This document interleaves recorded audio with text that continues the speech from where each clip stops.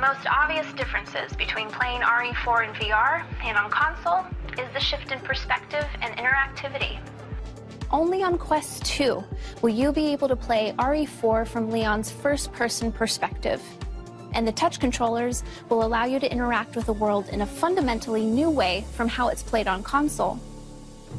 For example, items and weapons have been re-engineered to become physical objects that players can interact with, so that you can pick up things like ammo, keys, and treasures, as well as load, aim, and fire weapons in VR.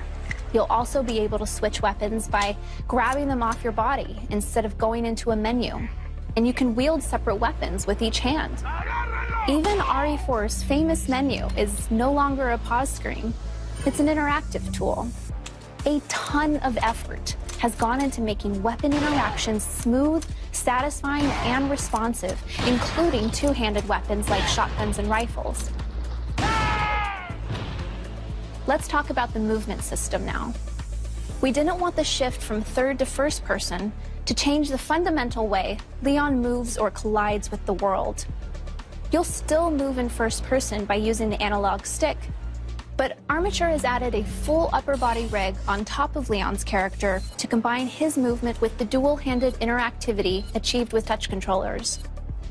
If you don't want to use the analog stick to move freely, Armature even added support for teleportation, as well as room scale movement so that you can explore the environment with natural motion.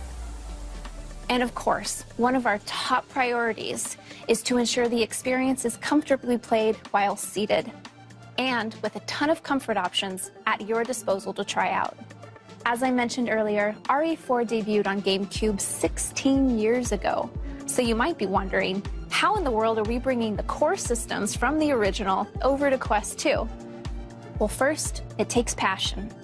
The teams at Oculus Studios, Armature, and Capcom are all longtime fans of the game who are accepting only the best results. And it takes time. We've been working on this title for a couple years now, and just carefully and reverently making changes that will make your experience feel both fresh and nostalgic.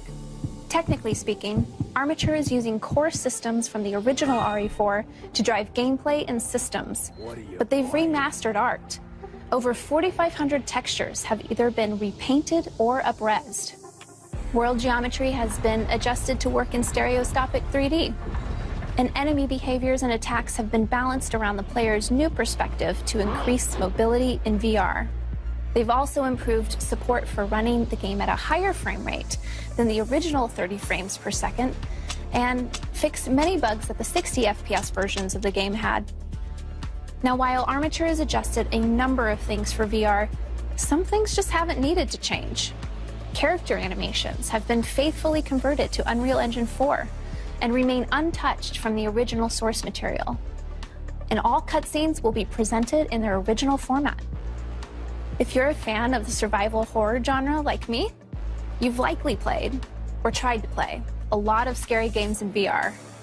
Now, RE4 isn't known for being the scariest in the Resident Evil franchise, but it is scarier and more suspenseful in VR thanks to spatial audio and immersive interactivity.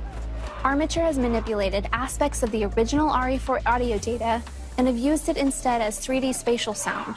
So when you hear noises like crows, voices, and creaks, you're going to want to turn your head to see if there's a threat. They've also made sure that audio telegraphs from enemies to indicate which direction they're attacking from. So where on console you might have heard a Ganado approaching and rather calmly press buttons to reload and prepare a takedown, in VR, you're checking your ammo, you're scrambling to load a mag, and if you drop it, you're only adding to the stress and suspense of the situation by needing to physically correct your mistakes. You'll be living in the moment, carefully tracking ammo and inventory, relying on your senses for success more than you've ever done before. I'll leave you with this. A huge part of the RE4 fame was the elaborate cinematics that sell and tell the story.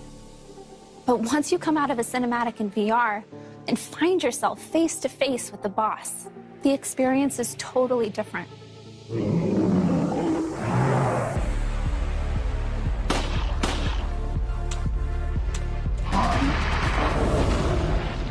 I could talk for a lot longer about this game, But we've got to move on because there is more to share today.